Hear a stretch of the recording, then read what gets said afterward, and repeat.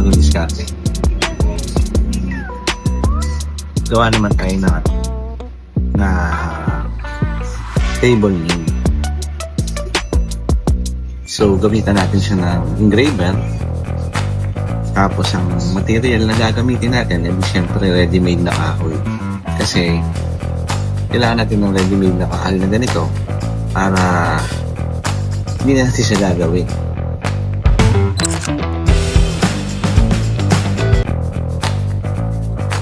Ayan, after natin ma-layout, pa-approve natin yung client, then process na natin sa engraver. Doon mga sizes nga pala yung available sa atin.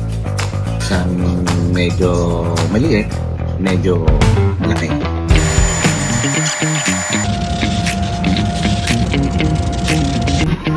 Habang ini-engrave natin siya, usually tumatagal ito ng yung mga ganitong proseso. Tumatagal siya ng mga 1 oras. So, hintayin na lang natin. So, ito na yung final output. Ito ay itsura na.